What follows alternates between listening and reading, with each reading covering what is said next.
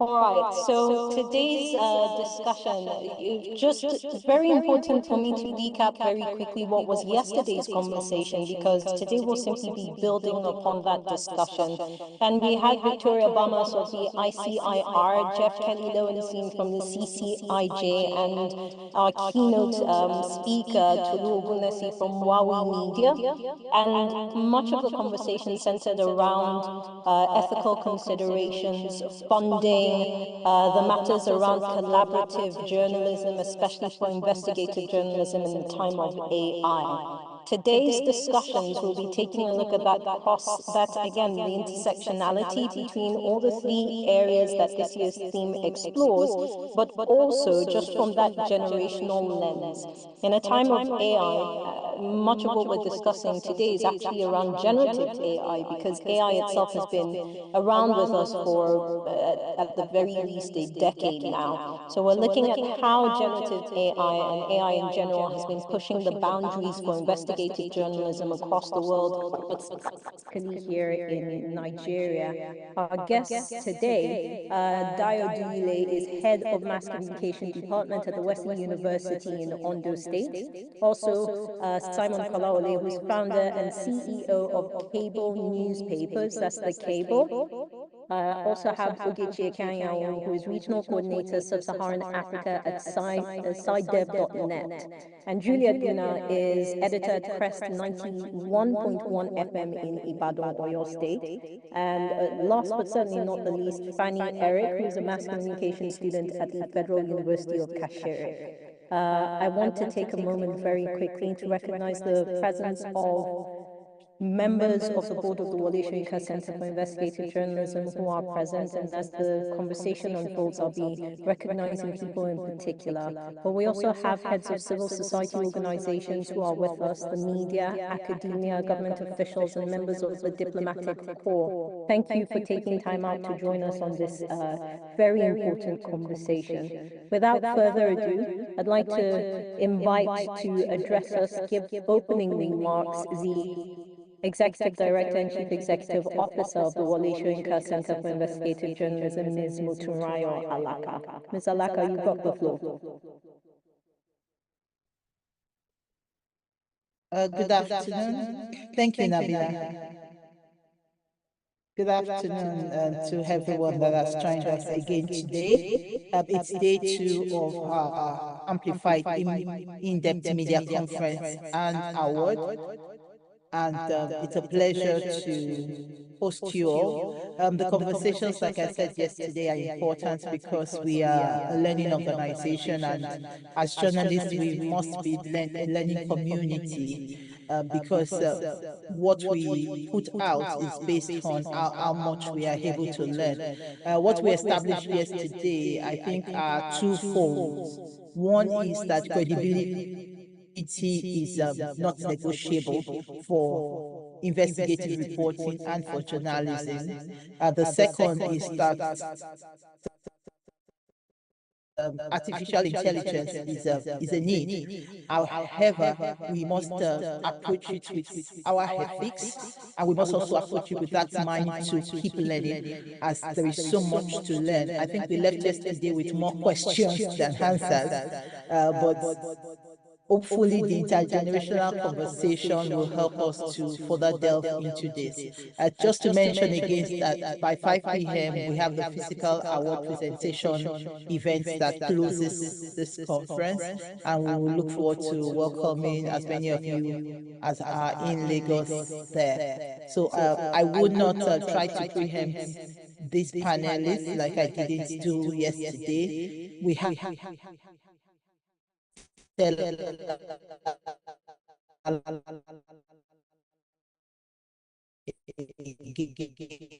today, and we'll just talk the journalism that helps that nation be a better one. Thank you. Thank you, Ms. Alaka. Thank you for your opening remarks. Now, very quickly onto the panel, and it's very important for me to acknowledge the panelists and just give a brief sense of their background in just a few sentences so we understand why it is they're joining us for the discussion. I'll start off with Dr. Dayo Duile, who is a veteran journalist, and today he's reflecting on the evolution of media credibility, and he'll be providing what is a historical perspective for us, right?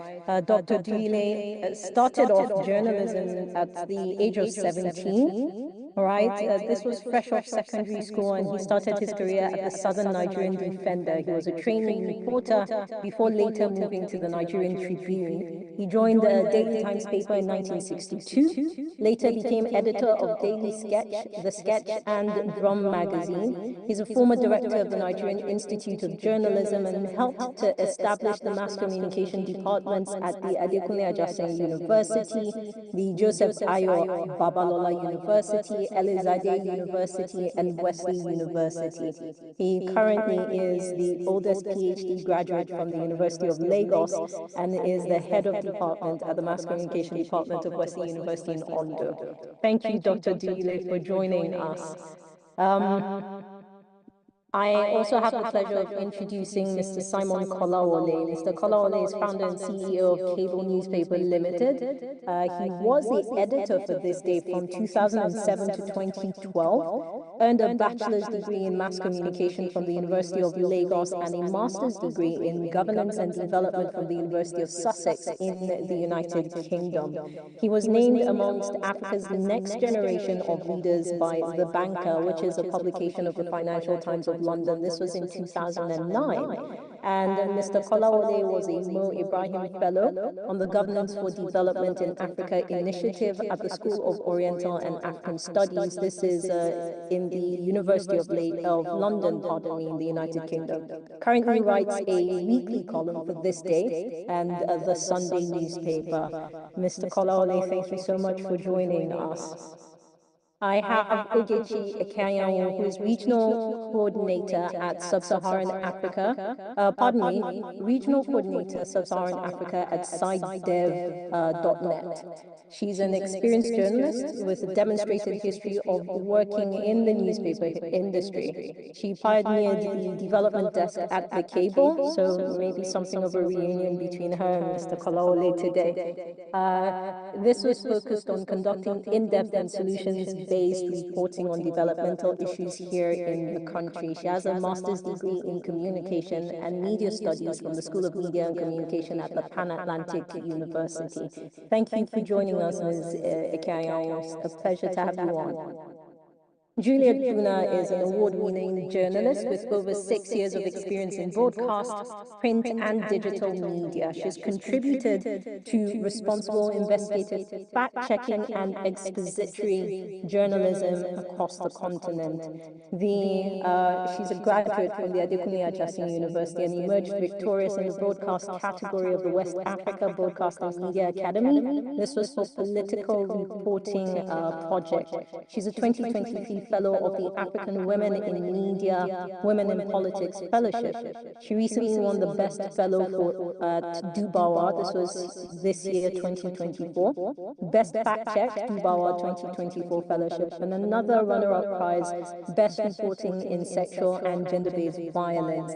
Currently working with Crest 91.1 FM in Ibadan as a reporter and an editor. And the final person I have on the panel today is Fanny Eric. Ms. Eric is an undergraduate student at the Department of Mass Communication in the Federal University of Kashere in Gombe State. Her passion for the media industry led her to enhance her knowledge by participating in various workshops for student journalists, which have been organized by the International Center for Investigative Reporting, Solace Base, and Data Fight. She's a member of the Campus Journalists Association at her university, where she's committed to driving positive societal change. Thank you so much for joining me. It promises to be an interesting conversation, and I think I will cede the floor first to Dr. Duile. Dr. Dile, we've been discussing credibility in the time of AI, and just as Ms. Alaka said, yesterday it was established that it's simply non-negotiable, regardless of what the current age has pushed the world into. So my question to you is, how do you see the evolution of media credibility within the industry, but also from the perception that we have of the perception we have from others as well, pardon me, not others, the perception from the outsider, so the final consumer, whether in this case it's the reader, the audience, whatever the case may be, how that has changed as technology has developed over the years. Now, I must apologize, I do not see Dr. Duile on just yet, but no worries. I will now, I'll turn that question to you, Mr. Kolawole, especially because, you know, you've been in the industry for a few years now. I don't want to say decades because I might be putting a number to the age, but what you've seen with the evolution of technology, its impact on media, and what that means for credibility from within the industry, but also outside where today people are taking on the traditional structures across the world. Yeah, thank you very much. I first want to congratulate the Wale Soyinka Center for Investigation for this conference. I am somebody I really appreciate knowledge, sharing knowledge, and I know that they do this all the time, and I think they deserve some commendation. Now, as to your question, I just want you to know that I'm Gen Z. So when you are talking about I never doubted it. Well, I'm transgenerational in a way. I started journalism when we were still writing in longhand, when we had to go to the library. If you wanted to do any research, you had to go to the library. You know, let's say there's a case of defamation or libel, like we are talking about in the case of this Afe Babalola and you know, the case that is going on. You had to go to the library. You will ask for a file on judiciary or libel. You have plenty of files, newspaper cuttings, different newspapers from across Nigeria, each placed on A4 sheets. So you had bundles that you had to go through to be able to do research. To maybe you want to look at some cases, some court reportings and all that. And you had your notebook by your side. You had to be taking notes, which you are now going to eventually use to write. So it was tedious, taking a long process.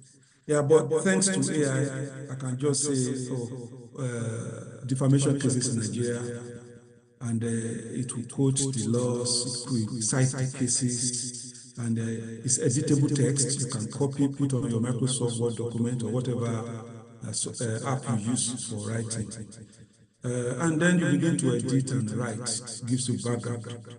So I want to say AI is a good thing to start with, because I know there's a lot of people are a bit skeptical about certain aspects, which is what you want me to talk about.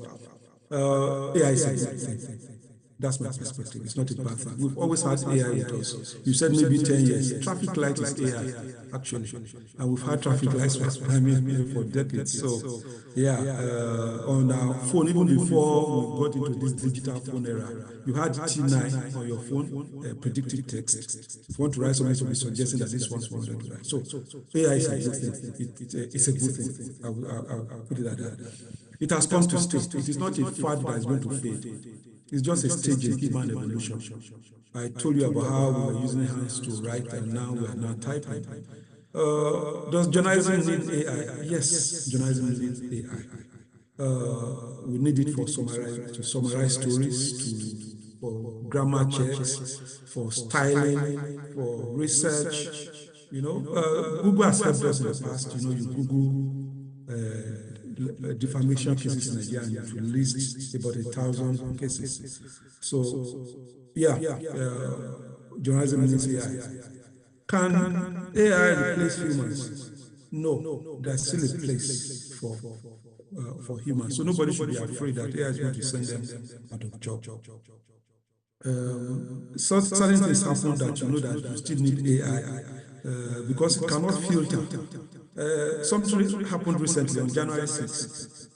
Atiku tweeted congratulating Funke Oladele on the success of the tribe of Judah production. And a few hours later, someone also tweeted, and they tweeted exactly the same words. So apparently somebody used AI to generate the congratulatory message, and another person used AI to. So probably the first person who tweeted, AI picked it, and when somebody says, "I want to congratulate Funke for this," and it gave them the same. So that's why you need the human touch. AI cannot source stories. Something happens, I want to call a governor, I want to call a minister. AI cannot do that for you. So AI is not going to replace us. Anybody who is afraid that, oh, with this AI now, we are going to lose our jobs. No. But most importantly, AI has to be regulated. And that brings us to what we are saying today. There can be a lot of credibility issues if we depend too much on AI. And why do I say that? AI does not verify. AI, the chatbots are listening and watching and harvesting our conversations. And then through the training that they have put the system through, it repeats, it only repeats these things. Something happened recently. Somebody said that there is a seaport that was going to be sighted in Abia State, that it was even closer to the Atlantic Ocean than the seaports in Lagos. Now, it's not true.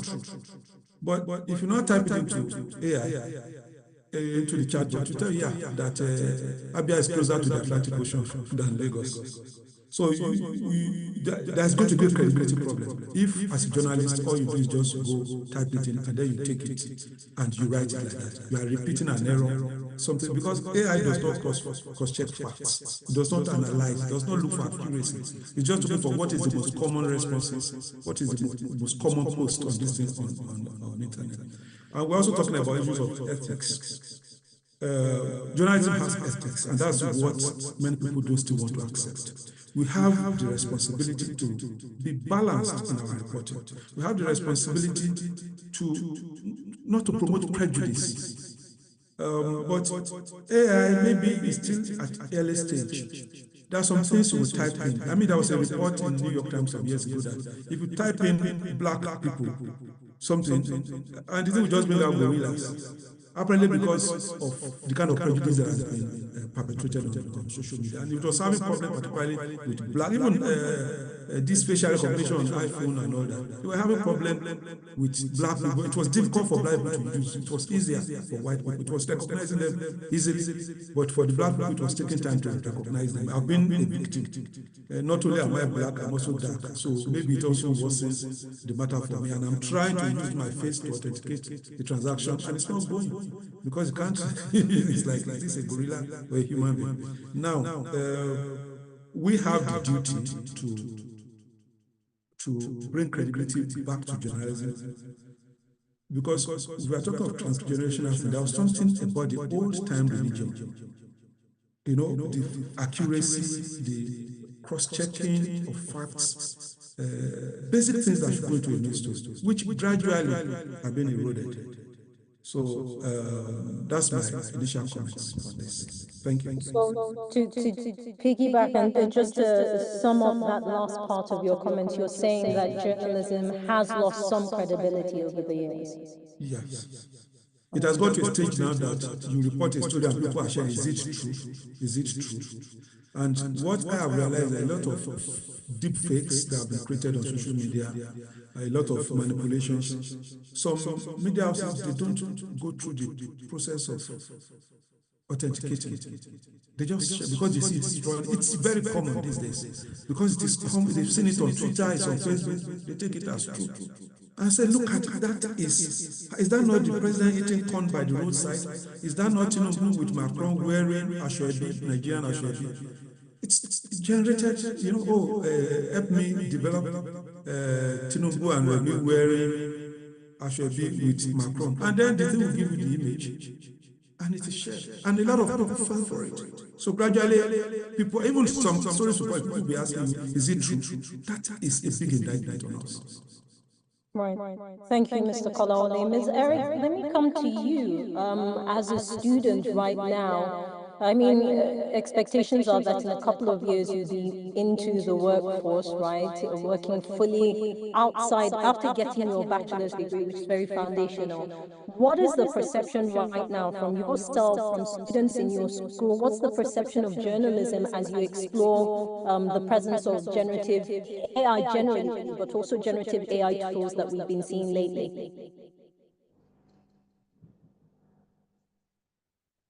Okay, ma'am.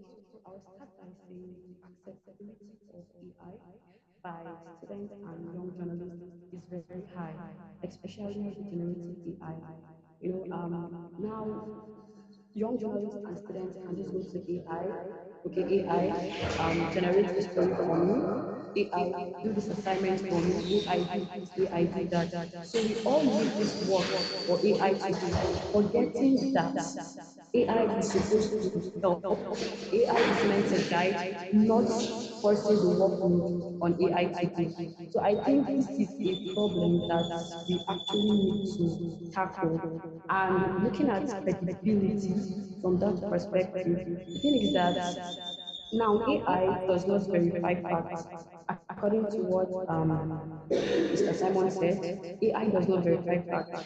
And when we tend to allow AI to do all these things for us, yes, AI has come to help and it has come to stay. So we need to regulate the use of AI. Now, journalism is turning into something else with the rise of AI. Yes, it is good. It has come to help us. But then, especially the young journalists and students, I can just go and ask my classmates or friends or anyone to I need to do this assignment. Can you help me? Straight they go to AI. Young journalists now they generate stories from AI. You can just look for a background check, and then tell AI, okay, this is the scenario, this is what is happening. Generate a story for me, and AI will do just that. But the thing is that we are bringing down the sense of credibility. Credibility now does not matter because AI does not verify facts. We just do things just like that. So I think I'll stop here now. So obviously an over reliance on AI, but I must ask whether this is a recent development, especially because platforms like ChatGPT are fairly recent. So if let's talk about your 100 level, for instance, were students as reliant on AI in that period? No, ma. I can actually remember a lecturer sent us to source for news. We all had to go to the streets. We all had to go out. We went out of class. We went to the field, the market space, and we were all around. There was no AI. We had to source news. We are all imperfect, but we just had to get something down. There was no AI at that point. It wasn't serious. It wasn't severe. So we had to do something. But now, I don't know. It's another story. The narrative has changed. Thank you, Ms. Eric. Ms. Bruna, I'd like to come to you. Beyond being an intergenerational conversation today, there's also sort of like a cross-platform conversation because you're bringing a broadcast perspective, very important for us. I myself am a broadcaster. I want to ask about the credibility perceptions when broadcasters use AI-generated content to tell stories, and just a question on how this storytelling enhances the credibility perception when you ask about the human narrative, the human perception. Okay, good afternoon. Can you hear me? Yes, loud and clear. All right, all right. Good afternoon.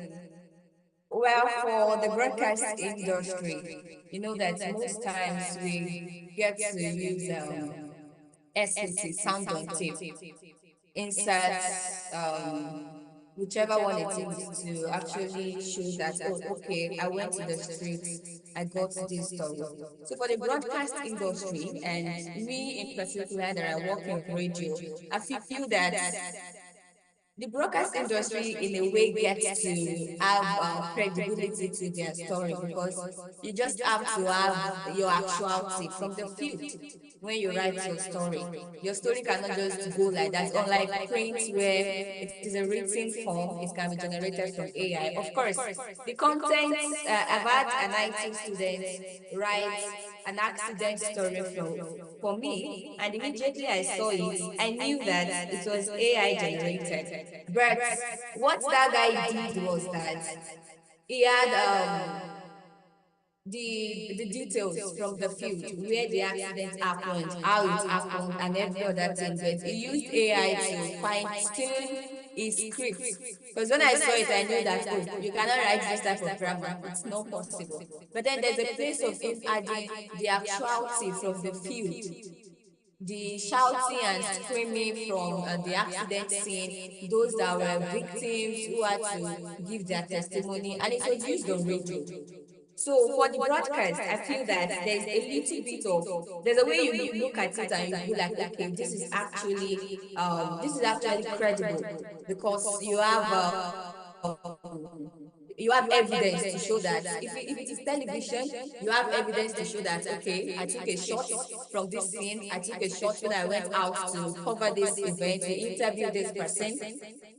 That aspect is there in the broadcast. You cannot just put up a script like that. You have your actualities and every other thing that backs up whatever you do. So in a way, if you have come up with a script that does not tally with what your insert or your sound on tape, your actuality is saying, it contradicts whatever is on the script, and it will be so obvious that, oh, this person actually used AI. So you cannot run away from in the broadcast. You can't just put off this thing like that. But in print, it's a bit difficult, except for an editor that is thorough. You might not be able to decipher when someone actually uses AI to write a print script. For broadcast, I feel that it's a little bit more credible, because for television, you have your shots that tell every line of your story. For the radio, Forgive me for interrupting you. I mean, I hear what you are saying, and the thing is that we are in a time today where deepfakes are a reality. okay. Hello? Hello?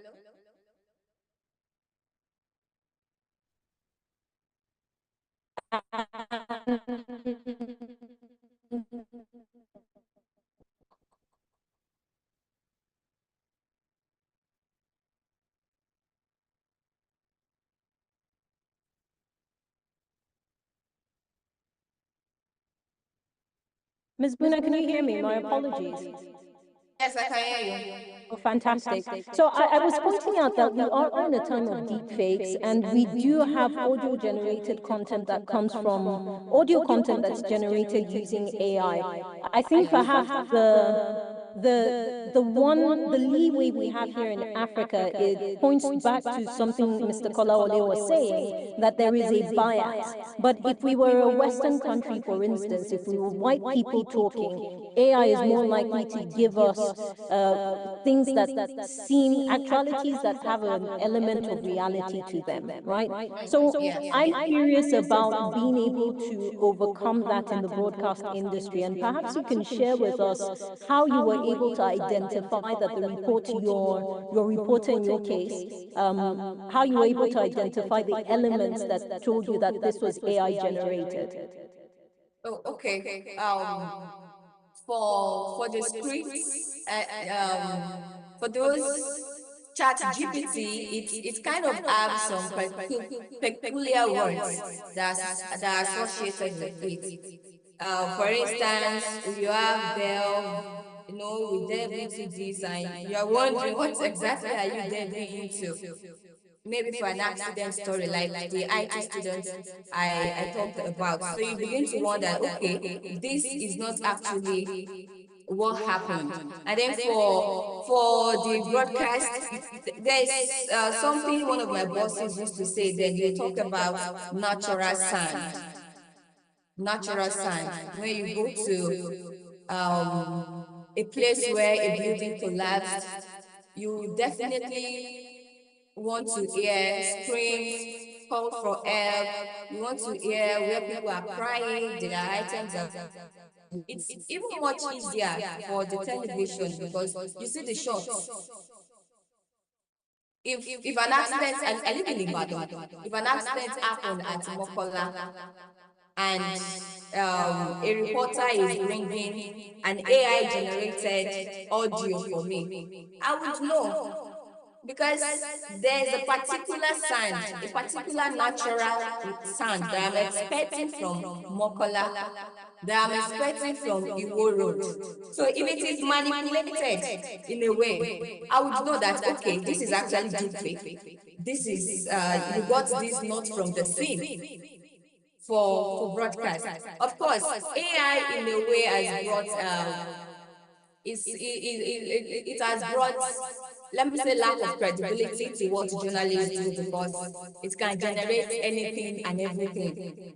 But for someone who goes to the field, in the broadcast industry, you would know that this is AI generated. There's no way the person wants to manipulate it that you won't know. For some of the guys I work with, yeah, for some of the guys I work with, yeah, they kind of, in a way, adjusted a woman's voice. Her child was sick. She got to the hospital. They were not attending to the baby. She was crying and all of that. There was a way the voice was manipulated. And immediately my boss listened to it. He asked, "What did you do to this voice?"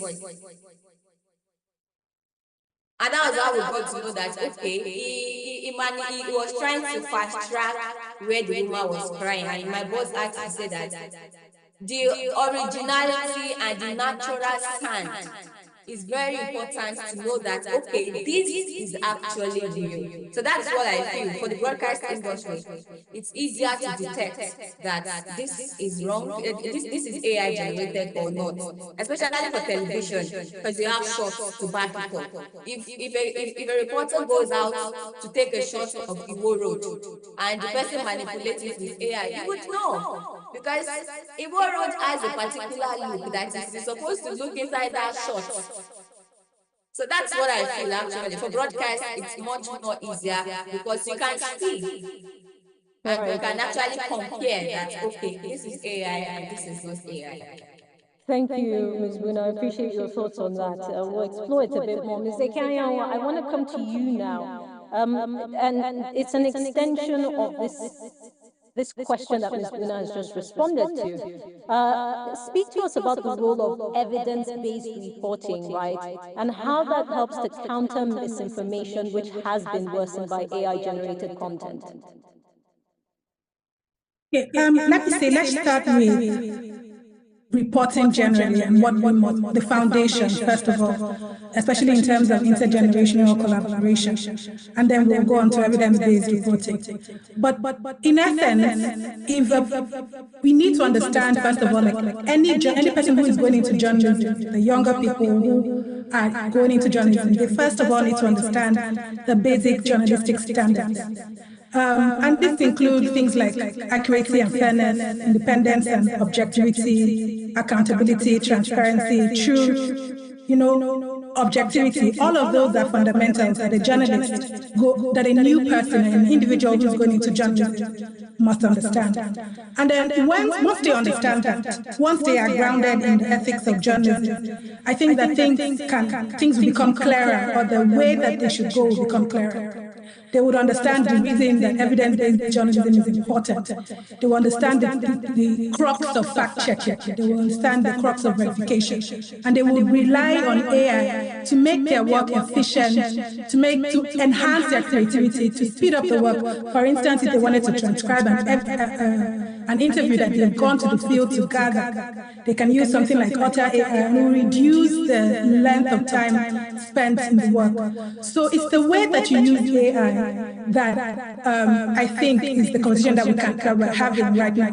The way that we can use it to enhance our work as opposed to outsourcing the entire work to AI. And this includes ensuring that we gather the evidence ourselves as journalists. So if you have a story idea, you map it out and you want to do something. So maybe what you can even do, just talking about it now is, for instance, if I wanted to teach a group of new journalists, like I was teaching my son recently how to write stories in a journalistic way, and I didn't even know where to start at first because I was in a hurry and I had too many things to do. What I did was to go there and ask it to create an outline to teach a person journalism. You know, those things that you can outsource ethically, and you're not worried that you're outsourcing the content, which, you know, can then be plagiarism. You're not outsourcing your thinking because, you know, at the end of the day, if you don't exercise your brain, your thinking muscles, you're not creating new neural pathways, you're not engaging in neuroplasticity, then you lose skills. And then that's again dangerous for the entire humanity and then journalism in essence. So you can in terms of using AI to enhance your skills and your journalistic work, that's okay. But you cannot sort of outsource the work that you have to do, the data gathering, the evidence gathering, the verification, all of those are the things that you cannot outsource to artificial intelligence. And then we talk about cross-intergenerational collaboration. And then this is where I feel like mentorship is really important, because you have your old school journalists or like established, experienced journalists who understand the basic and the fundamentals of the fundamental ethics of journalism. And then they're teaching, and then, you know, because when you then use AI, it speeds up this process. They are going to take their time to teach a new journalist or to handhold a new journalist and get them to slow down and go through the verification processes, step-by-step processes. To basically fact-check your work, to ensure that your work is produced ethically, that you're avoiding plagiarism, and that you're using data that you produce, because again, we talk about bias in data, and we're talking about bias even in terms of black and white, but we're talking about even in terms of women as well. And the data that is in the internet, for instance, is already sort of biased against women. And so we want to create new data that we can work with on our own. And that's all, that really ties into evidence gathering and making sure that the work that we do is ethically produced, I think. That's what I would say.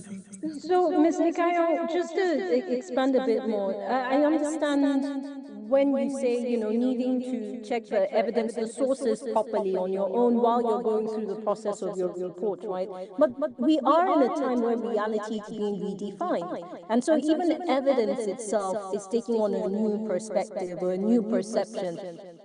Truth is supposed to be truth, but it kind of goes to when you say that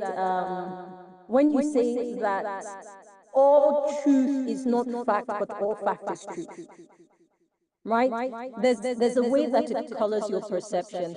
And I'll give you an example with outside of technology. We saw the back and forth between the NNPC and the NMDPRA over what it was that Nigeria produced as crude production in the month of, I think it was October or so. You essentially had two authorities that have the perception of credibility that came out with counter-information. Now, it's the same thing that in a world where generative AI is something to contend with, you start to wonder what is true and what isn't true, even from the point of the source material you're using. So how do journalists then overcome that? What are some of the measures that we need to put in place to ensure that every time you actually come out in the right place? I think you just go through the traditional fact-checking processes that we have. In the newsroom, for instance, you have levels of... You have editors and you have levels, layers of fact-checking. So a reporter goes to the field and they gather news and they come into the room and then they go to the editor and the editor goes to the copy editor. At each point, the person is manually fact-checking information.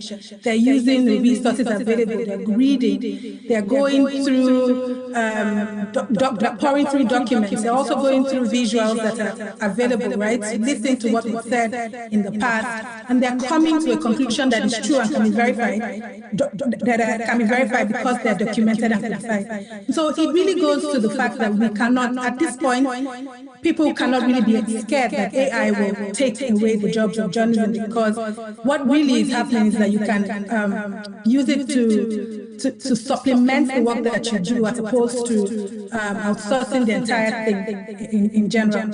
So it's going through the traditional method of fact-checking and verification. Again, pouring through documents. What was said? Where is the origin of this particular speech? What, just doing that. And then again, I think that's where also investigative journalism is about. In the bigger stories, in the smaller stories, but investigating, really researching, doing the hard work of research to find out where the information, where the real information is, and putting it out there. Thank you, Ms. Ekayo. I believe we've got Dr. Duyile on the line now. Dr. Duyile, thank you so much for joining us. Can you hear me, sir?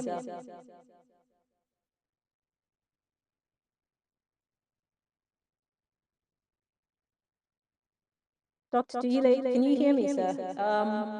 I can see you, but your microphone is muted.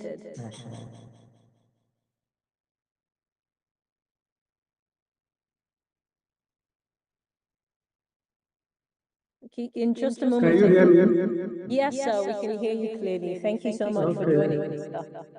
Thank you very much for inviting me to join you. Incidentally, It's such a pleasure to have you. I'm just leaving the classroom where I've just delivered lecture on investigative reporting. Just 10 minutes ago to join this Zoom discussion. So I'm ready for whatever you ask me to contribute. It's an honor to have you join us, sir. You've essentially seen the landscape of investigative reporting and journalism generally for the last few decades. We'd like you to speak to us about how the evolving technology that we've used in media, how that has changed the perception of credibility, that has changed the quality of reporting or the stories that we see in present day. Well, thank you.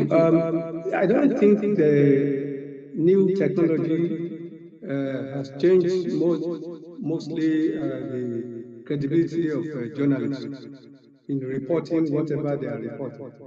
But I have a view, having been in the practice for many years, both old traditional practice of journalism and the modern practice of journalism, because I'm still intensely involved in journalism practice, even now. As a lecturer in the university, I still do news reporting, especially investigative reporting.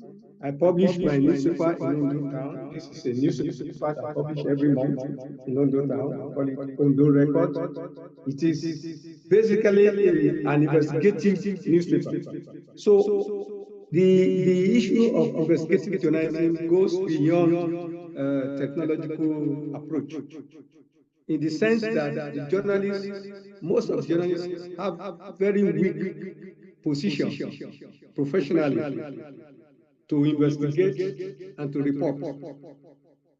The questions that one should put to ourselves is that, as journalists, are we investigative journalists, or are we reporting news? There are two different matters in this issue. An investigative journalist is one that is knowledgeable in almost everything. Almost everything. It's not specialist journalist in the sense that he is a master, is a jack of all trades in journalism, and he must master all. To become a very credible investigative journalist, one has to be in a position of knowledge. Lack of knowledge about different subjects makes the journalist very inferior, both in his work, the output of his work, and in the approach that he uses in getting to the end of the results. So what I'm saying is that the journalist that has badly prepared source for investigative matters cannot succeed. Because investigative reporting itself is knowledge. It's all about knowledge on issues that interest the public. And by being a good investigator, that helps your desire to find a selling point, selling journalism for your newspaper or your magazine. I'm a typical newspaper man. much of radio and television journalism, I didn't spend more than 6 years there, but for the past 52 years that I've been in the profession, I've spent all on newspapers. So I'm saying that even with the new technology, it has added credibility, so to say, a sort of credibility, what I call it, concept to reporting. It has not reduced anything, but the journalist's knowledge on the matters that you are investigating and all matters that concern society must be the priority. Otherwise, your reports will not make what it should make in journalism. That's the way I look at it. So I can say that new technology, the communicative approach of new technology has added a little bit of impetus to the ability of the journalist. I must ask, in incorporating, so we're looking at the possibilities of incorporating AI into our curriculum, right? What we're teaching the next generation of journalists. And I'm wondering if what we should be doing is looking at a specific course, an independent course that just looks at AI alone, or are we going to incorporate AI across all the courses? So whether if you're studying mass communication, you'll do a course in print media, you will do an advertising, you'll do investigative reporting. So do we incorporate elements of AI into the curricula of each of these courses? Yeah, the curriculum development is a dynamic issue in all universities or institutions of higher learning. Every university, every polytechnic that offers mass communication must be thinking regularly of redeveloping the curriculum.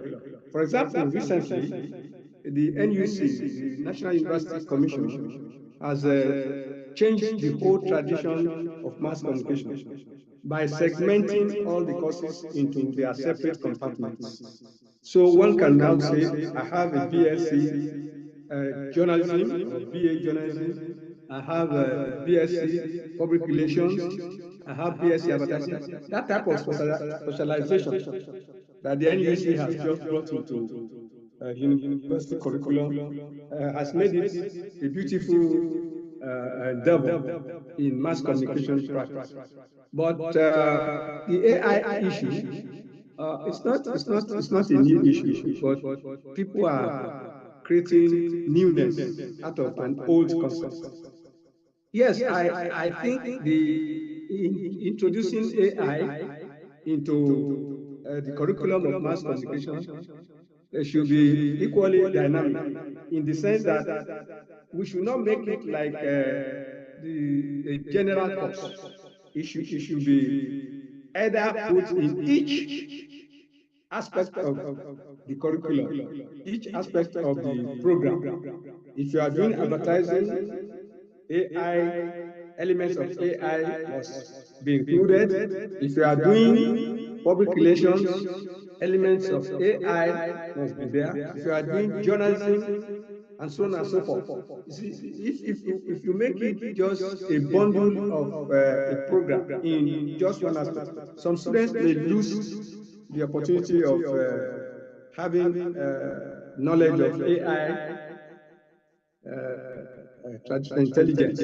But if you distribute AI subjects across the spectrum of all the courses, I think that will be preferable.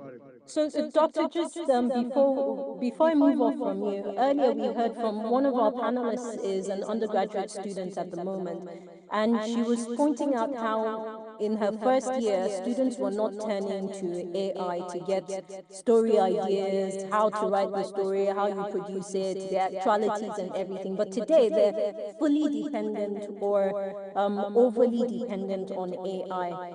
Yesterday, there was a question about the quality of students who are graduating from journalism courses across the country and whether the academia is equipped enough to face the unique challenges that come with these new technologies. You said that it's not new, but the impact we are seeing is relatively new. Yes, I think what should happen Yes, what that student has said is very important.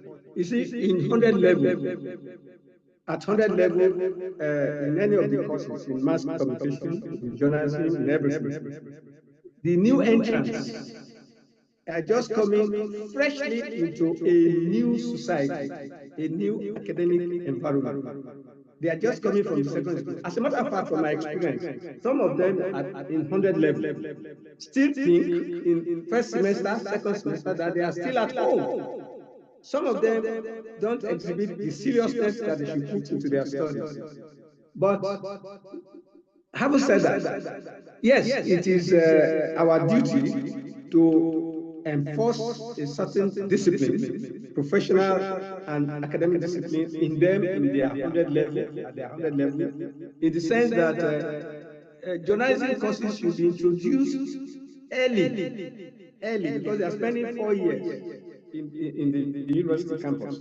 But if you introduce these courses early, although it will be difficult for them because some of the terminologies are strange, are new to them. And so you will need a sort of studio, like broadcast studio, like printing, newspaper printing studio, to take them to let them see the practical aspect of newspaper production, how to broadcast, what makes broadcasting what it is, and so on. So that when they match the visual recognition of the technology and the approach in writing and production of news, then before they get to second year, they will have acclimatized.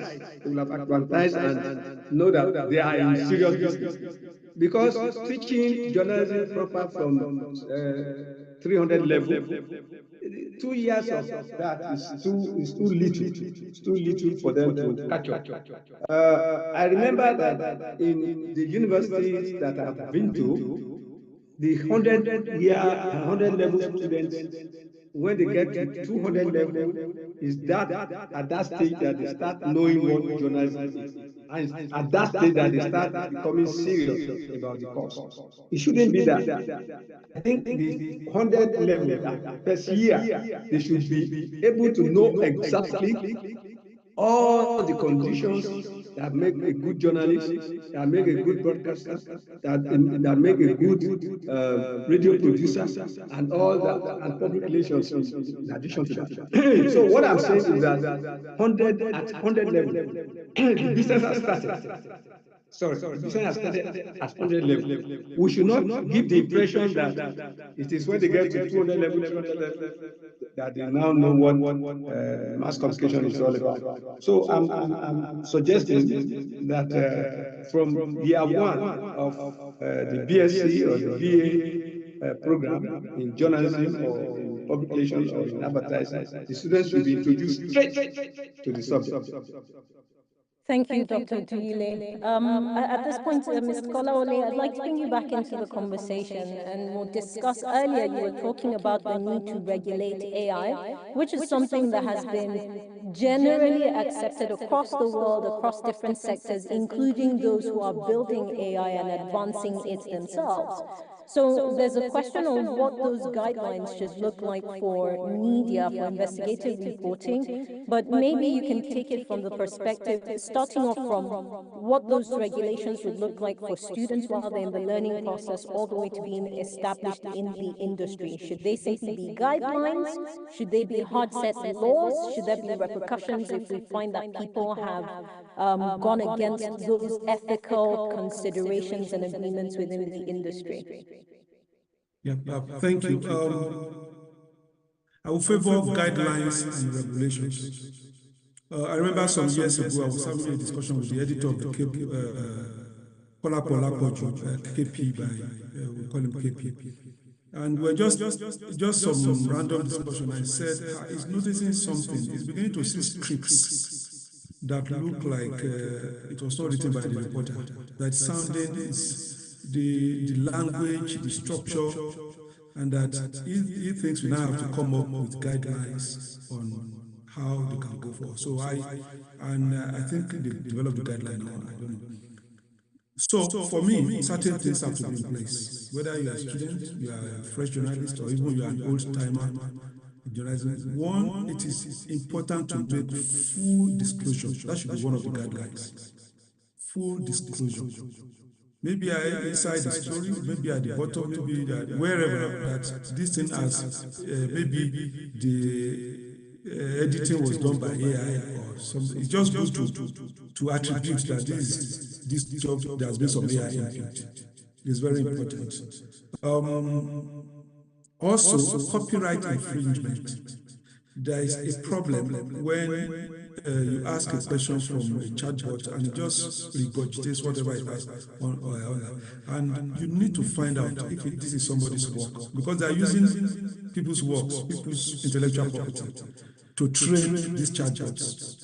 And so you have to also, it must be a guideline for me, it's a basic guideline that look, cross-check, where is this thing coming from? Even picture, when picture or audio or video manipulated, it could be somebody's picture, it could be somebody's audio that manipulated. So you really have to look at the issue of copyright and fair use. Yeah, there's fair use, you are allowed as a news organization to use certain materials for as long as it is in the public interest or for knowledge, whatever. But there is an extent, if you are charging people to subscribe to your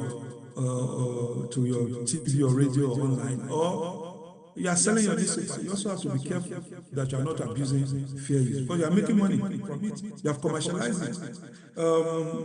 We have also spoken about ethics. AI is good providing raw materials. It should never be used for the actual writing. You cannot write, you cannot feed something to AI, then from paragraph 1 to paragraph 20, everything AI, and then you are not passing it off. It's wrong, and it shouldn't even be so. It's just supposed to help you. It's supposed to help you with input. So for me, that is another guideline that I think we have to, I think has to be set.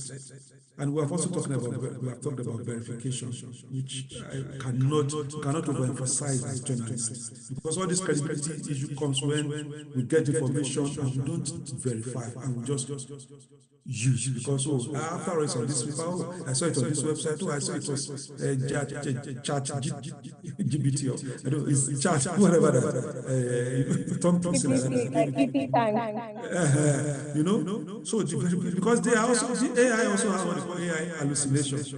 They will just create something and throw it at you. Maybe they don't have you have asked them a question, they don't have the answer. Recently, I was trying to research, somebody asked me to help him research on a family of 5 brothers. He said 5 brothers. I tried to make calls around then, and I asked a friend. He just Google did some AI research and sent it to me and said there were 5 brothers. It was when I was now reading, I said, this is not sounding as if this man read it.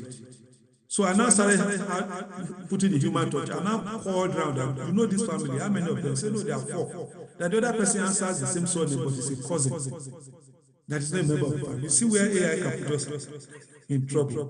So verification must be a fundamental guideline. So I think going forward, we need to set all these guidelines.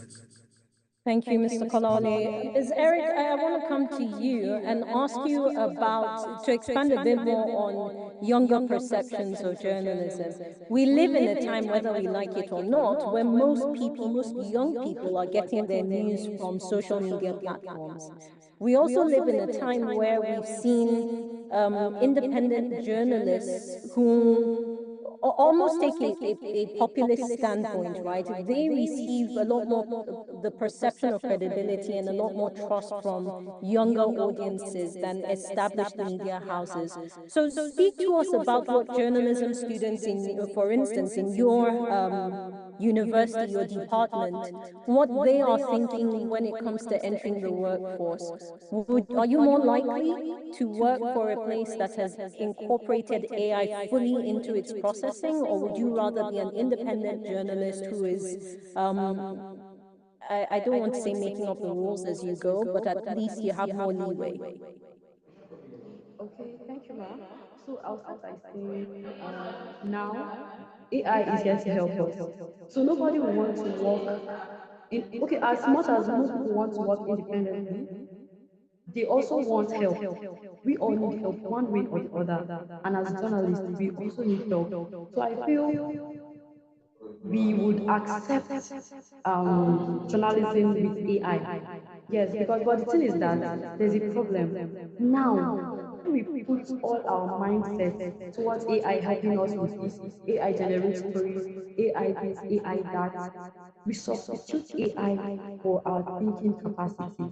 Now, AI does the thinking, AI does the reasoning. We just literally leave everything to AI to do. And I feel now, if you ask, like now, I did a survey when I got the topic, and I asked some people around, some students around, journalists, young journalists around, and a lot of them said AI is helping, so we cannot leave AI, we cannot do without AI. AI is here, AI has come to stay. AI this, AI that, like everybody's accepting the fact that AI has come. And we do not want to do things by ourselves again because AI is obviously helping us. We don't want to do things by ourselves. You can, most times, we've had certain issues like that, even at our level. They asked, they asked us to write stories, and I think some students asked AI to do so. And the lecturer was very angry because even if you want AI to help you, you just create that scenario and okay, AI, this is it, just give me ideas. But this student pushed the whole work for AI to do. AI has to create stories, generate stories, the ideas and everything. Now students are lazy. Young journalists are lazy. We have forgotten where we came from. We have forgotten our culture. We don't think of ethics again. We just want easy access. We want things easier. We don't want to think. Our thinking faculty has changed. The narrative has So let changed. me ask you And I think this. it's a big problem. To what extent are lecturers, to what extent have you seen lecturers adjusting their curriculum, what they're teaching based on this? Because you're seeing it real time amongst your colleagues, whether they're in your level or below or above. So to what extent would you say that your lecturers are adjusting and finding how to tackle this issue you've just mentioned? Okay, so I got up from a class this morning to join the meeting. I left the class. The course is new communication technology. I think now lecturers are trying, but the thing is that, like the other doctor said earlier, these things should be incorporated since 100 level. Now I'm in my final year and they are teaching me new communication and technology. I'm supposed to have known all of these things long ago. I'm supposed to have known them long ago, but I'm just getting to know them now. So even if I want to work with them, I'll still have like teaching on how to adjust. So I feel these things should have been incorporated since long ago. Like if I had started in my 100 level, if I got to sit under lecturers and talk about stuff like this, I think by now I would have known where I had got it to. But I'm leaving the school. I have few months to go, and the lecturer is coming to tell me about new communication technology, data journalism, and all of that. So I think lecturers should do more, lecturers should do better. The curriculum should change. There should be a change in the curriculum. Thank you, Ms. Eric. Ms. Ekayo, I want to come to you next and talk about that cross collaboration between the generations. A very easy narrative is that the older generation has the full experience, right? So they can talk about impact, they can talk about what it means when harmful reporting is released into the public space, right? They can talk about the credibility and the reason why integrity and credibility is important. And on the flip end, when you talk about younger generations, much like Ms. Eric has said, they can speak to you about what the possibilities of the technology happen to be. So if we were to sit down to talk about these guidelines, that like Mr. Kolawole had said earlier, what should that look like between these two generations? What sort of concessions, concessions may not be the word, but what sort of concessions should each side bring to the table to give us a more holistic approach towards AI usage? I'm not sure I got the question right, but I will try and attempt an answer. So first of all, active listening, right? Okay, go ahead. Okay. Just to perhaps clarify, right? On one end, your two generations, you have your older generation, you have your younger generation, right? And the older generation is not, I jokingly call them the was up generation. They use the technology, but they don't know the full extent of the technology, but they have real life experiences. They can understand why harmful reporting and why ethics are important. On the flip side, you have a younger generation that knows the full extent of WhatsApp, right? They can use it in different ways, but they don't have the ethical groundings. They don't have the real life experience of what it means when harmful reporting makes it into the public space. So if these two generations come to the table, what are the considerations? Where should we make room for each other to get a more holistic approach towards AI usage? Okay. I think first of all, it's pairing journalists, I guess, from different age groups, different generations, to work together on news stories, on investigations, or just generally other journalistic projects. And then what can happen is really knowledge transfer from the older generation, the people who have the grounding, who have the foundational knowledge of journalism, who understand the ethics, who understand the impact of poor usage of artificial intelligence. And so that generation can transfer knowledge. They can share their knowledge, they can share their expertise, they can share their skills, their fact-checking skills, their verification skills, their evidence gathering skills, on-field reporting skills. They can share with the younger generation. They can help them understand the impact of poor usage of artificial intelligence, and they can help ground the new generation. In terms of what the younger generation can offer, I think it will be adaptability, right? These ones were born into this, into technology. And so they're quick to learn to use the different tools that are available, Canva, Otter AI, other non-generative AI, in fact, social media platforms, the way that, so that is the collaboration. So it's knowledge transfer, and then both ways. So one is transferring knowledge of journalism and ethics, and another is transferring the skills, digital literacy skills.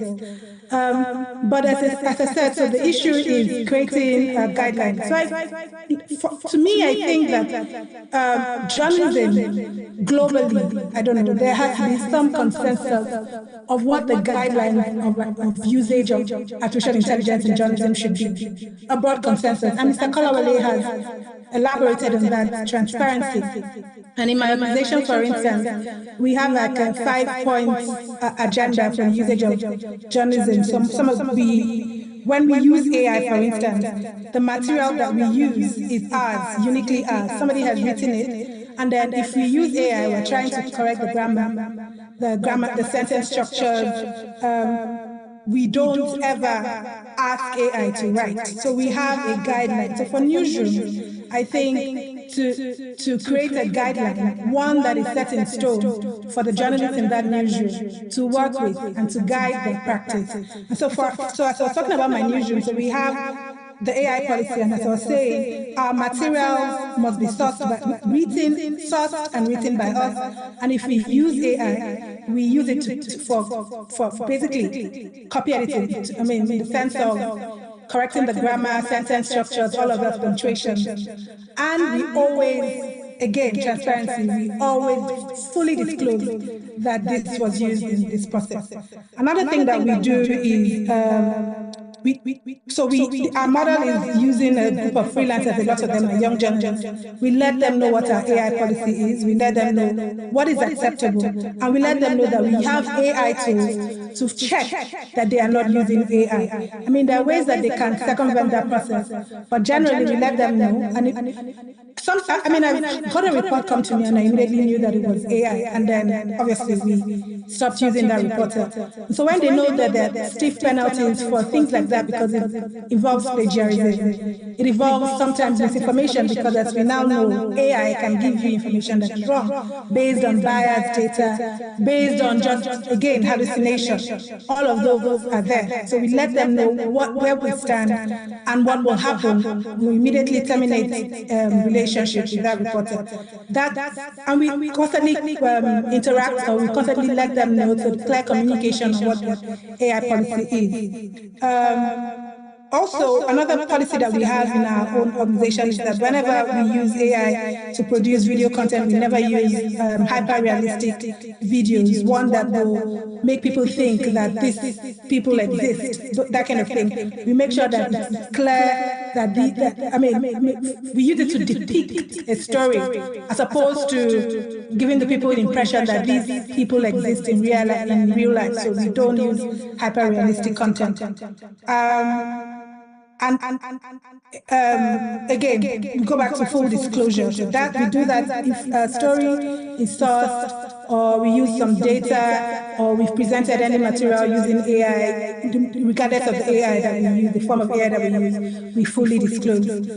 So yeah, those are the things that we do to sort of mitigate unethical use of AI in a way that is detrimental, basically, to journalism and then to society. Thank you, Ms. Ekaya. Ms. Buna, I'm coming to you with another question, but before then, just to let our participants know that I'll be opening the floor up for questions soon. You can put your questions in the chat box. I can see a few people have already been interacting there, and you will also get the chance to speak, and we'll come to that shortly. Please, you're encouraged across your social media platforms, your network, use the hashtag AIM conference. Let's help to amplify the conversation. Ms. Buna, the broadcast industry has a unique dynamic to contend with. So if you think about how comfortable people are with using virtual assistants on their phones, so iPhone users will use Siri, those who use Microsoft platforms will use Cortana, all of these come up, and people are comfortable knowing, even though they know that what they're speaking to is essentially artificial intelligence.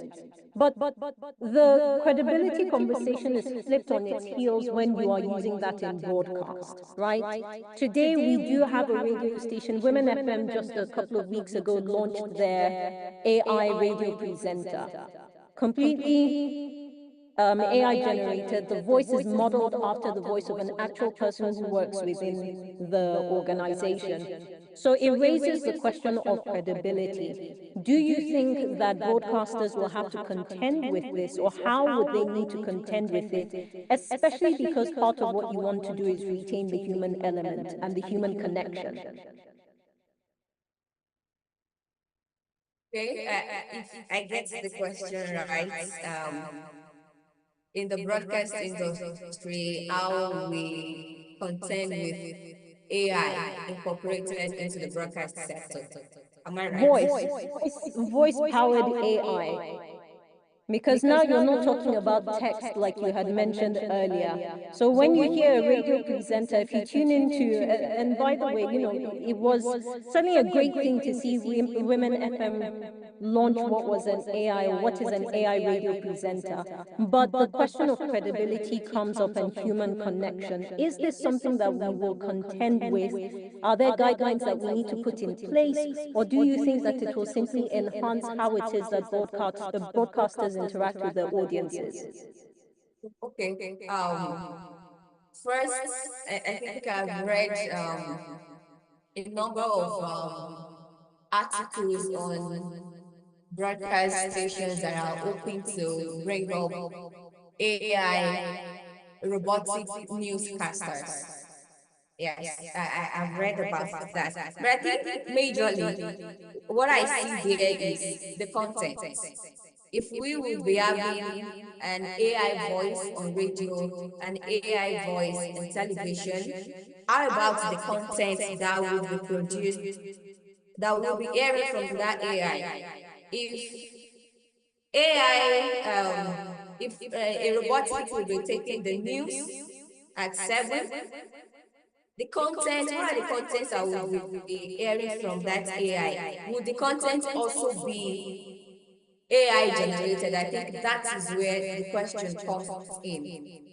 Beyond the voice, beyond AI coming to say, oh, it's 6 o'clock, it's time for the evening news and all of that. The evening news that I'll be listening to, will it be human generated or will it also be AI generated? And I think that's where media houses, in-house policies come in. As much as we would have AI presenting programs, how about the content?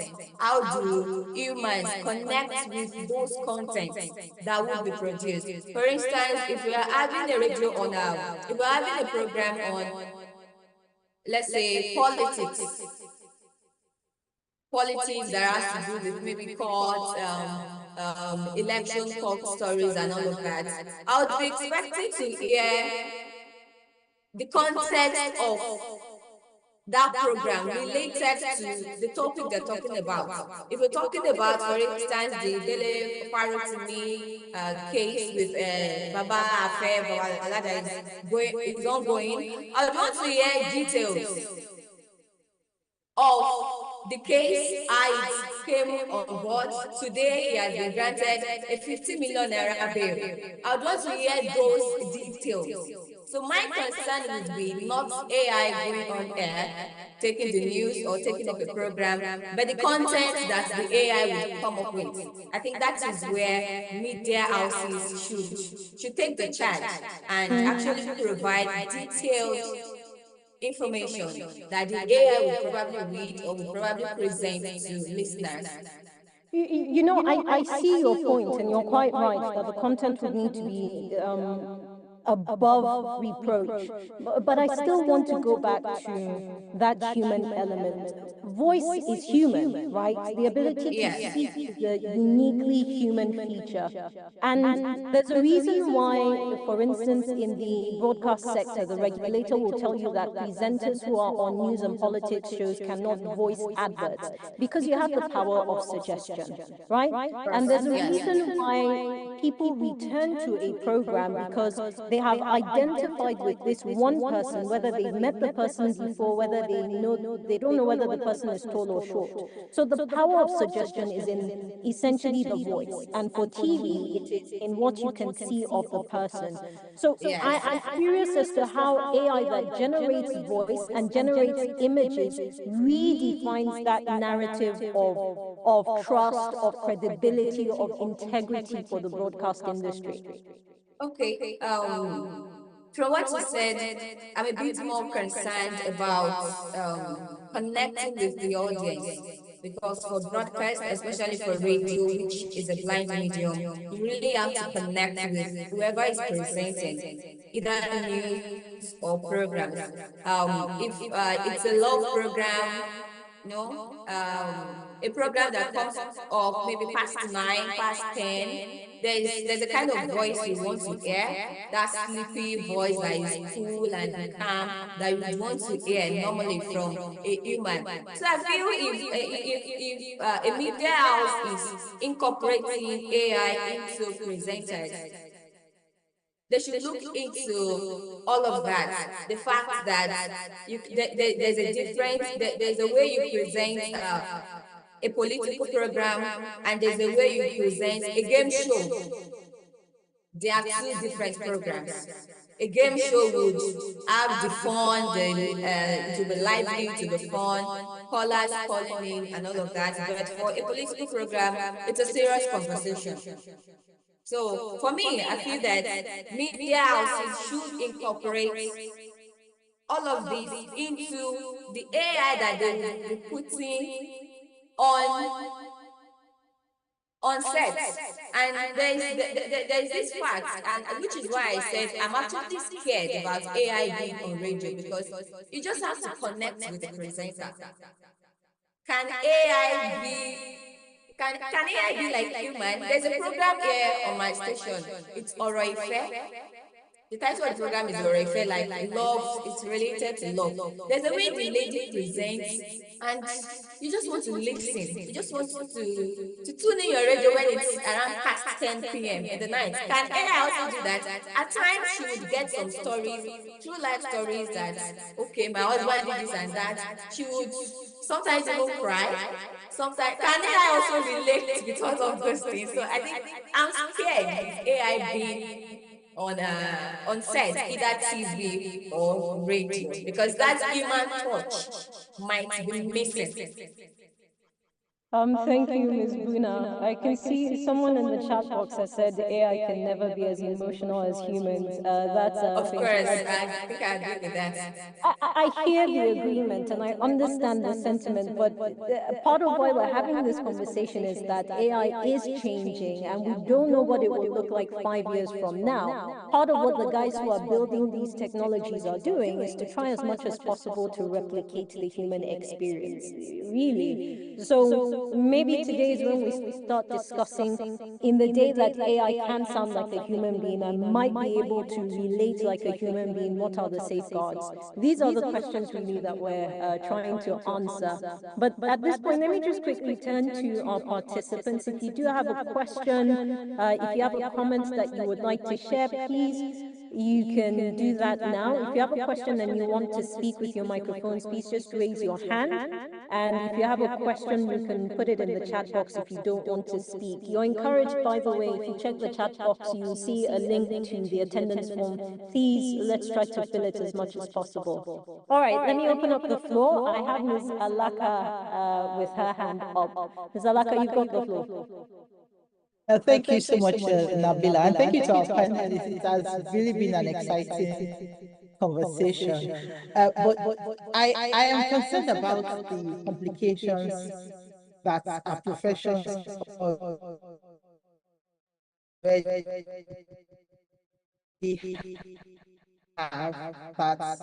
one is to first remind us that this is machine learning, so AI is going to get better. So now we're saying it doesn't have enough emotion, it doesn't speak enough like Nigerian, or doesn't have advances. The more we use it, the better it's going to become at mimicking us. But why I laid that foundation is a bigger issue of professionalism that we have. And I think that it is part of why I always like intergenerational conversations. Because the gatekeeping role of the media, not just to society, but within itself, it is getting seriously lax. Number one, the resources to put, that lineup of, a first line editor, then another editor, then a copy editor, a proofreader. The resources have dwindled. So many organizations now, a single reporter is doing the first editing, the second editing. As a matter of fact, for the online platform, the person is publishing, attaching pictures, and that's why I look forward to holding a series of events that are just on the use of images. That's why you cannot even believe the images that are attached to some stories. Now we have those complications. Now we have a new generation who, the long line of things that Dr. Duile and Mr. Kalawole talked about are not interested in. Read it, verify it as you hear it. My sister from Quest FM was said, "Oh, the sound that is at Mokola." This generation is not interested in, identifying the sound, whether it is from Babich or Mokola. They just want to publish and get clicks. So how are we going to deal with this coming crisis when this set of editors, and I really believe that perhaps my generation is almost like the last of where there's a bit of interest in, why does that thing sound like that? Even in my own office that we're not a newsroom, I am having challenges with write-ups that are AI generated. And because I read the first paragraph and I say, why is this thing so flowery? What is this? I'm having that. Now, what's going to happen to newsrooms when, with all due respect to Eric and all the great things and energy that the next generation and, innovation that will bring in, when they are now the editors, what is going to be our faith as journalists, and what are we going to do before we get there? Thank you, Ms. Alaka. I was tempted to ask you what generation you're referring to, since Mr. Kolawole said he's Gen Z and transgenerational. Yes. And you know, in Ms. Alaka's point, there is a question I think we need to have about the audience itself. Usually with the movie industry, they tell you that if you enter a country and you watch their movies, homegrown, homemade movies, it gives you an idea of the average person in that country, where their mindset is and whatnot. So maybe we need to ask that question with ourselves as well, in the journalism space. And I can see some questions in the chat box. Please, it's very important that we direct our questions to specific people, right? So, Ntend Ekman, please, if you could just let me know who exactly you want that question, you want to answer that question, it would be great. Noah Aderoju, hi, Mr. Aderoju, welcome.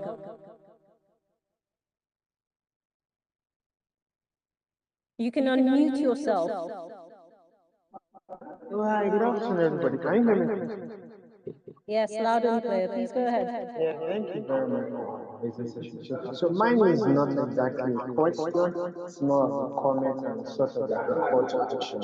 For years, well, I just graduated about 2 years ago, so I'm still in the younger generation. What we've learned from the elders and the teachers in the industry is that the journalism sector, the media sector has the power to push narratives, and we have the power to mobilize action for things. I think what we need to focus as AI develops now is the part of regulation, really. I know it's been talked about. I just want to highlight one thing. Now, when you search, before, when you search things on Google, it gives you many options. You have, maybe if you are the kind of person that research very well, you can even go to the next page to get things. It gives you links to several posted content online. But now, when you search Google, the first thing you come across is an AI generated summary of what is on ground. Now, AI generated summary, perhaps on the side, you see links to things like as reference. But the first thing you come across is just AI generated summary.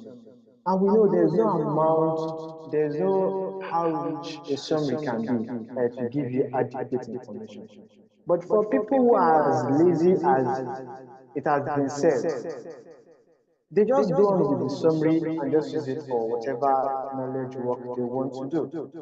I am afraid of the quality of content we start getting from them. Imagine a journalist or a writer using summary from an AI generated thing to write another knowledge work. Now, the quality of knowledge we're getting from that will continue diminishing to the extent that there won't be essence in any body of work any longer. I think we need to push for a regulation that these AI things can be used in some space, but in some other space where we need core knowledge work, core research, and original content, AI should not even be near the content generation there. I think we can push for that course, really. That is just my thoughts. Thank you very much. Thank you, Mr. Derojo. Appreciate your contribution. I did see another hand up. Mr. Marcus, are you still interested in asking your question before I turn to questions from the chat box? Okay, I actually dropped my hand because I'm the previous speaker. Good afternoon, everyone. I was actually dropped my hand because the previous speaker already spoke my mind, and so I felt there's no need replicate what he has said. But then, since you called my name, I think I will just proceed. If you check Facebook these days, when you post items, you will see tags there, AI generated content. On Facebook or Twitter, you find a particular this the notification states that this content is AI generated and all that. So and that gives you that helps you to understand better. Okay, this content is AI generated, so I think I should scrutinize it more. I shouldn't just take it hook and sinker. So I believe that the world we have, it AI is evolving, and we can't run away from it. I was just watching a video not time, and the way was personalized. The human experience was just too good to be true, and so we can't. So I guess what we need to do now is create a balance. Create a balance. How do we balance this? How do we balance this?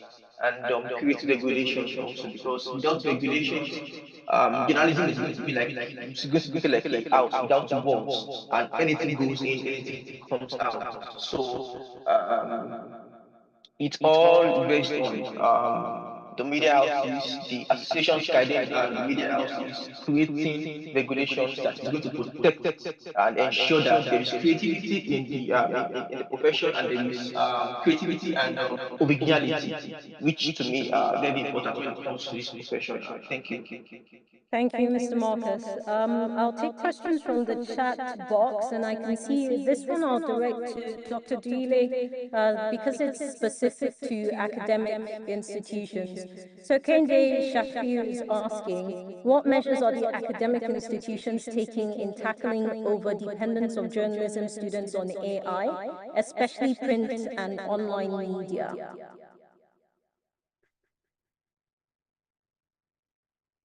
Dr. Dile, can you hear me, sir?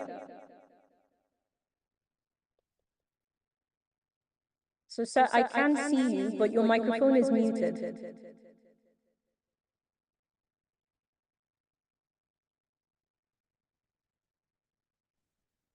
Hello? Yes, sir, I can hear you now. Please go ahead, sir. Can you hear me? Yes, loud and clear. Yeah, what was the question? So, Kende Shafiu is asking, what are the measures that academic institutions are putting in place to tackle over-dependence of students on AI? Please, let me park it. I'm driving, but let me park right now so I can answer your question. Apologies, sir. Perhaps this last one is direct to you so that we don't interrupt. I'm just parking the car. So now what's question? I'm in the car. I'm driving somewhere, so I'm taking part while driving. Thank you. Yes, we can hear you loud and clear. Yeah. So what's the question? What are academic institutions doing to tackle over-dependence on AI? Yeah, there are so many implications. As I've listened to the last two speakers, the most important thing about AI in journalism teaching or in journalism pedagogy is that the intelligence we are talking about is natural with everybody. Every professional that has something to offer in his profession or her profession. But the implications are many. The most important thing is that using AI is both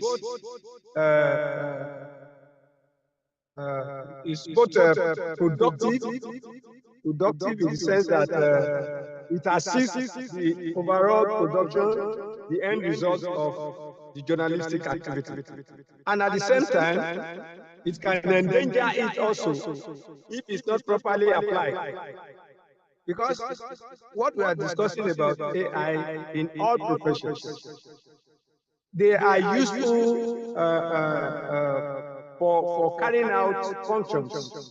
For example, the journalists and society are interwoven. The journalists and society are interwoven. Because of the surveillance activity of the journalist, his AI, his application of AI in the functions that is performing for society, to scrutinize and to prevent excesses of those who are in power is a paramount issue, and it's a paramount one in the profession. Therefore, bringing in AI at that juncture is also advisable. But one has to be very careful because of the nasty implications that are involved. For example, in credibility, if a journalist who is investigating an issue for public interest chooses the wrong source to do it, no matter his artificial intelligence, is going to end up poorly. There's no doubt about that.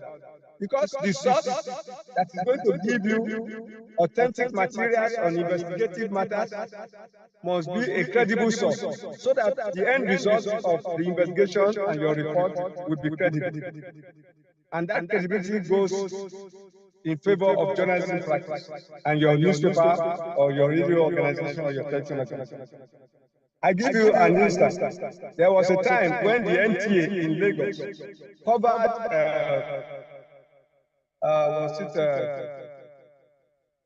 an incident in Rivers State when the petroleum issue was raised. There was a village in that area that got, that was at the end result, was at the end of the activity. There was this petroleum, what do you call it? The pollution created by petroleum in that village and was reported by NTA. And NTA, being a government organ, was judged by those in power to have erred by reporting that oil spillage in that area, that it had portrayed the government in bad light. Okay, must NTA not report such an incident? This is where I said the implication of AI comes in. If artificial intelligence is properly used, yes, the NTA will report it and the government will not be endangered. But the fact remains that the implications are many, but the unfavorable implications are more than the favorable implications of AI in applying it to what we do as journalists. Thank you very much, sir. I'm going to try not to engage with you again so that you can face the road without any troubles. But thank you so much for sharing your thoughts on that. It's been a pleasure to hear from you. We do have a couple more questions, and this one I'll take from the chat box and direct to you, Ms. Ekayang. Is it advisable to hand over the duty of a script editor in a TV newsroom to AI due to shortage of hands, and instead redeploy the human editor to a role that AI cannot handle? This is from Nten Ekbang. I know that this is TV related, but in many ways it still applies across print and broadcast. Okay, is it advisable to hand over the duty of a script editor in a TV newsroom to AI? Yes. No, I would say no. I would say no. First of all, we have a duty to ensure as humans that we sustain humanity, basically. That's what I would say.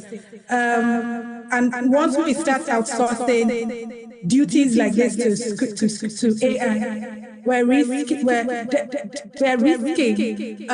humans losing jobs. And I think that that's the place we shouldn't get to yet. But also, it's also the ethical implications and the thoroughness that a human will engage in writing a script. So for instance, we're talking about the emotions that because now we have gotten to the point where AI is so intelligent and it can mimic a human being so thoroughly that we can't tell the difference. But it's also the emotions that the person will be able to put into the script writing. It's also the nuances that the person will be able to put into the script.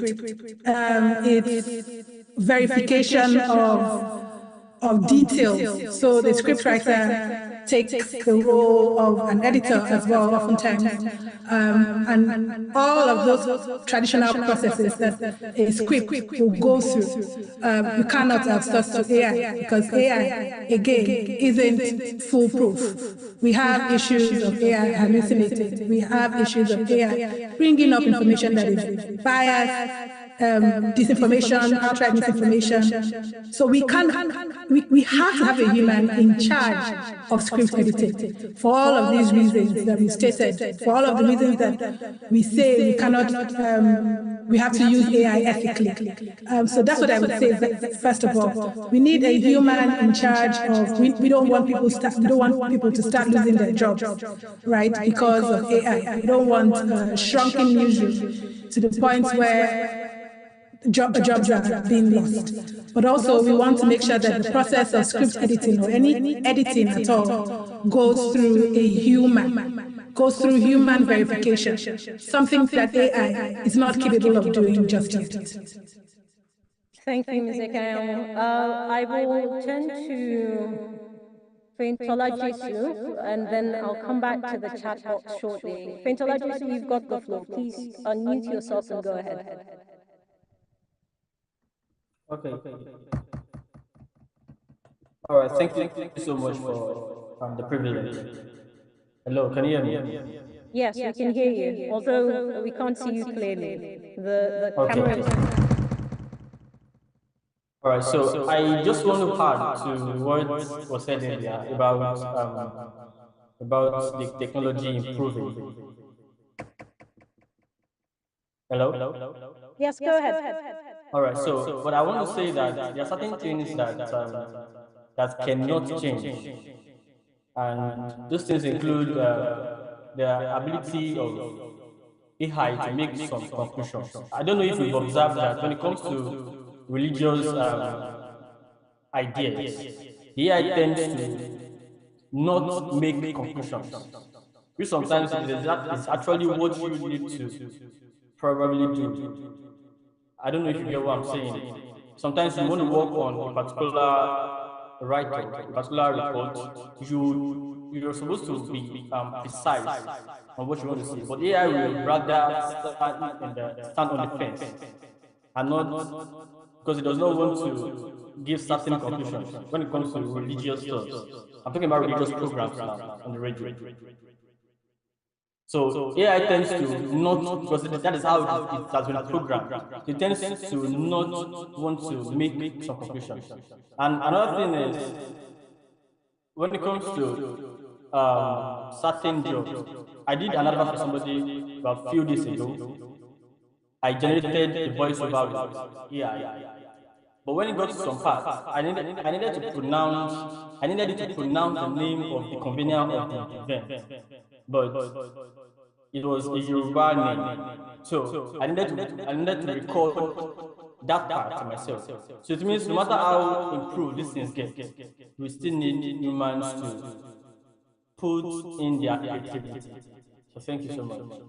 Thank you, Faintola Jesu. And I hear your point, and I'll raise you this, that perhaps you have these perceptions because so far, right now, the conversation around AI is largely driven from a Western perspective. The people who are building it are Westerners.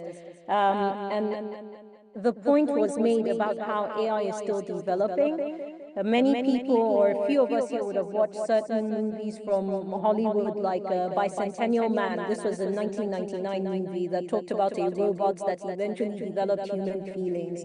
The 2004 movie I, Robot, that's 20 years ago now, and there are certain advancements that have been made with technology and robotics. So, you know, never say never is not really the way to go. It is that what are these producers trying to achieve? And again, you continue to find that technology is trying to replicate the human experience, the human emotion.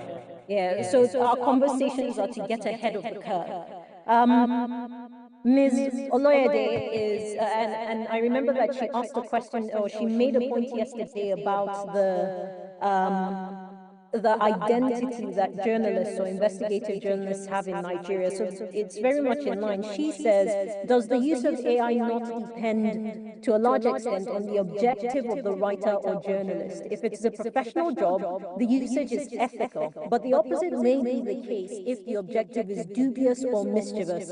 I believe the why is critical in determining the use of AI.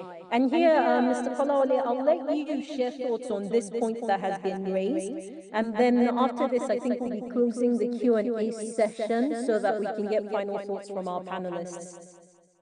Yeah, what particular question? I wouldn't say that it's a question as much as it's leading us into a conversation. Ms. Oloyede was saying that does the use of AI not depend to a large extent on the objective of the writer or journalist? If it's a professional job, the usage is ethical, but the opposite may be the case if the objective is dubious or mischievous. Well, as Dr. Julia said, everybody has intelligence. Now, what AI does is to give us raw material. I've said it. So no matter what you are using it for, it's still raw material. If you are using it for professional work, it's still raw material. So you still have to go through and sieve it. So it's a standard. Now you want to, people generate AI for mischief. Now, we are in a gathering of professionals, journalism students, and practicing journalists and teachers. So we cannot actually be interested in the people who are doing out of mischief. It's our job to make sure that the mischief does not cross over to journalism. So we use AI, we use it with ethics, we use it with transparency, we use it with all the fundamentals that are with our profession. Anyway, we want to use it, but mischief, that is not our business. It's not something we can regulate. We cannot regulate mischief. Mr. Kolawole, just in wrapping this up, there's a question around what consequences are, because in a time of AI, the stakes are higher. The impact can be more dangerous or more positive, whatever the case may be. So I'm just curious about what consequences would look like. Who has the responsibility of meting out those consequences? In journalism, you don't necessarily want the regulator getting involved, but now we start talking about editorial boards for individual media houses. Yeah, on our own side in media, we have the responsibility, but there's also a law, there's a cyber crime law, where if you peddle false information, it's a criminal offense. So those who do it, these things are not limited to Nigeria. People do it even in the most advanced countries, but the law takes its course. The law takes its course. You must be aware of the guy in the US, what is his name again? Very popular podcaster, who said that the school shooting was staged. Very popular, I don't know, I can't remember his name. He said the school shooting was something Jones or something. Yes, Alex Jones. Oh, he has faced the law. He has gone bankrupt. You don't try that in Nigeria, so his persecution is this and that. But if you want to peddle false information, it's a criminal offense. So for those who are using that of mischief, the law has already taken care of them. But we in the profession, we have to enforce standards. And for me, things are not as bad as we are thinking from professional journalism point of view. It is not self-praise. At the cable, we have a lot of young journalists. None of them will use AI mischievously. It's not going to happen. In fact, there are times I see things and I share with them. I say, I saw this trending on Twitter. They'll get back to me and say it is fake. That this thing was published 5 years ago. They get back to me. And I know there are a lot of professional platforms that can speak about Premium Times, ICR, several. So the people who are actually creating this havoc are pardon my language, the lunatic fringe on social media. They are not core people. They are not core media professionals. They are people that just think anything is haram, is halal for them. So I think it's not as bad. There's still some regulation, self-regulation going on in the professional media. So I'll be taking final thoughts as we wrap up today's conversation. And just before I do that, please, I want to remind those of us attending, participating, in the chat box, there's a link there. Please complete it. It's to the attendance form and the evaluation form. We implore you to please fill that out before we end the discussion. Mr. Kolawole, since I'm on you, since you're the one I was just speaking with, let me hear final thoughts from you, your takeaways and what you want to leave us with. Okay, thank you for that. I'll just say AI is here to stay. AI is not taking our jobs. AI will help us do our jobs rather. AI will have to be regulated, and AI is still evolving. Some of these issues we are raising, with time, with more training for the machines, and with more training for the human beings that are going to be using it, things will be refined and will get better. I never used to like some things on my phone, but now I get to understand features of it and put out. Thank you. Thank you, Ms. Kolawole. Ms. Eric, let me come to you and your final thoughts.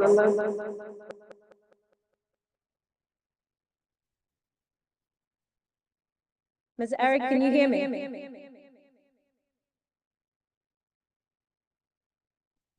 I can see that you're on and your video is on, but your microphone is muted. All right, so I will come back to you shortly, Ms. Eric. Let me come to you, Ms. Ikayang. Okay, I'll say first of all that conversation on ethics in the conversation of ethical usage of AI in journalism is the microcosm of really the broader discussion of ethical usage of AI. And where we really should start as society is from elementary school, because now these kids have access to artificial intelligence. And so we need to start teaching them ethical usage of AI and how AI can be used to supplement learning and supplement the work that they would eventually do. And that's what we can start to do, even in our higher institutions, in universities, in polytechnics, in schools of communication, right? We need to start understanding ethics and issues of moralities that these things, that ethical usage of AI will show up. And then also, as the media itself, we must not forget that we have an obligation to deeply probe how AI impacts people across several areas. And we must self-regulate. And so these are the things that I would say I would leave the conversation with. Thank you, Ms. Ekayo. Ms. Buna, please, if you can share your final thoughts with us.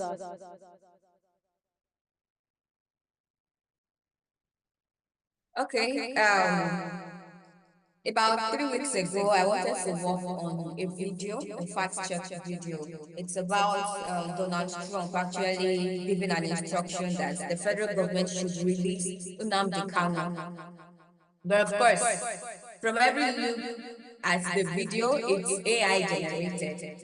There are some tools that are used, deepware AI and all of that, and it's the results from those tools actually said that it is not deep fake, but it is deep fake. So what I did was I had to put those tools aside, and I did a manual analysis of the video, and that was how I wrote my report. That is to say that even the AI sometimes might not be accurate.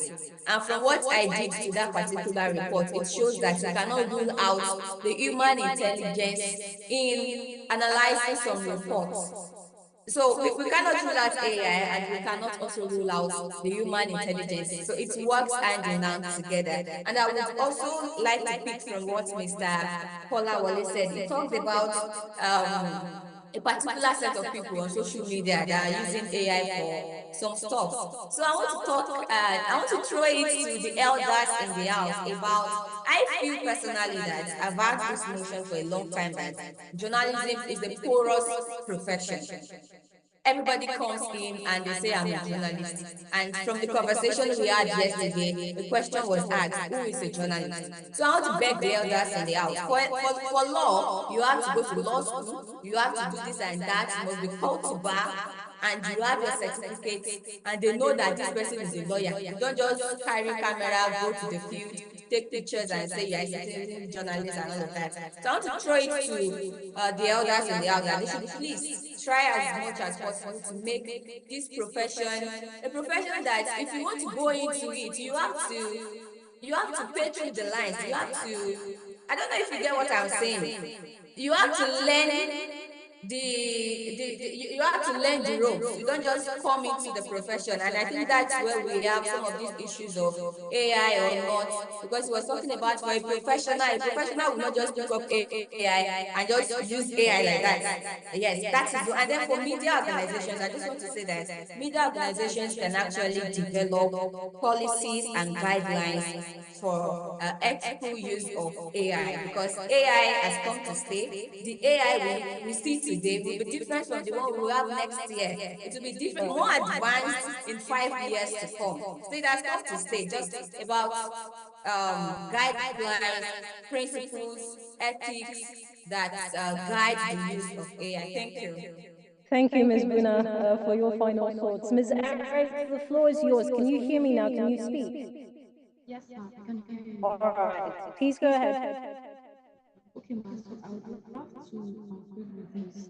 As much as it is important to integrate AI use in journalism, it is important to enforce ethical and legal considerations too, so as to avoid younger journalists or younger students to substitute AI for their common sense. That's all I have. Thank you, ma'am. Thank you so much, Eric. To every one of our panelists on today's conversation, Dr. Dayo Dumile, Ms. Simon Kolawole, Ms. Ogechi Ekeyao, Ms. Juliet Buna, and Ms. Fanny Eric. On behalf of the Wole Soyinka Center for Investigative Journalism, I just want to extend appreciations and gratitude for your thoughts on the conversation. Now, I want to very quickly call up a program officer at the Wole Soyinka Center, Olaoluwa Adele. He will be giving closing remarks today. Mr. Adele, you've got the floor. Thank you very much, Nabila, and sincere appreciation to everyone for attending today's conversation. It's been very robust, and we appreciate your presence. Not to repeat all what Nabila said, but I thank everyone from Dr. Bayadile to Mr. Simon Kolawole and Ms. Ogechi, Ms.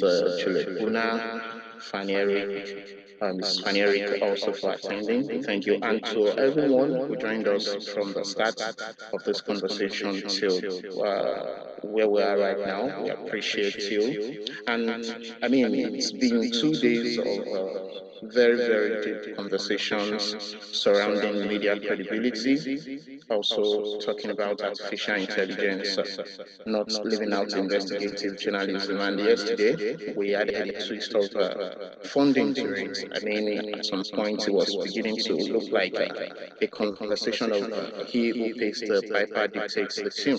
So it's been very, very interesting conversation since yesterday. And I want to use this opportunity to urge everyone around in and around Lagos to join us at around at about 1 hour from now at the Muson Center at Chipress Hall for the presentation of this year's Wole Soyinka Award for Investigative Reporting, the 19th edition. That's what will be going down this evening. We look forward to welcoming you, and it promises to be a swell time. Thank you for attending once again.